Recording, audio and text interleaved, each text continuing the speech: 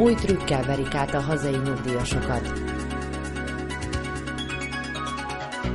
11 hónap tapasztalatát összegezte a Segítőkutyás Egyesület. Ózdi Krónika. A stúdióban Tóth Alexandra.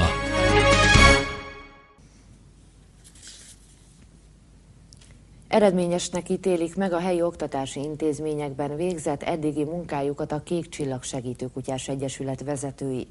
A 2012-ben alakult egyesület 11 hónapon keresztül volt jelen 4 köznevelési intézmény életében, ahol a négylábúak összesen több mint 160 épp, valamint fogyatékkal élő gyermeket vontak be terápiás foglalkozásba. A kutyák jelenléte a pedagógusok szerint is jó hatással volt a tanulókra.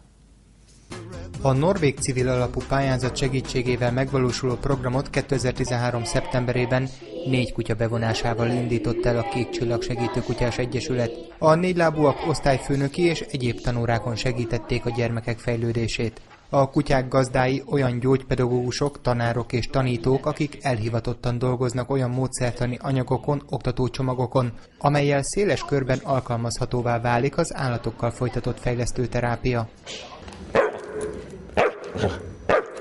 Az elmúlt 11 hónap tapasztalatait egy projektzáró konferencia keretében foglalták össze az egyesület vezetői. A szakmai fórumon a statisztikai adatok mellett a foglalkozásokon használt eszközök is előkerültek, alátámasztva egy-egy gyakorlat hatékonyságát.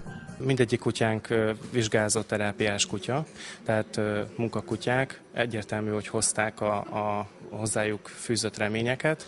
Nagyon nagy segítség volt az, hogy tudtunk kooperálni az intézmények pedagógusaival, mert ez a folyamat arról szól, hogy a pedagógus, a kutyás felvezető és a kutya egy ilyen hármast alkot, amiben a célpont ugye a kliens, ami vagy egy épp, vagy egy fogyatékos gyermek.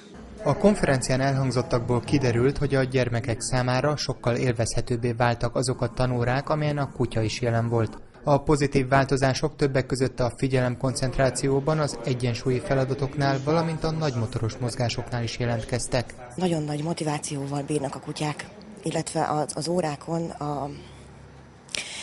a kutyáknak a jelenléte, tehát az, hogy velük együtt dolgoznak, nem papíralapú foglalkozásokon veszünk részt, hanem a kutyákkal együtt oldjuk meg a feladatokat.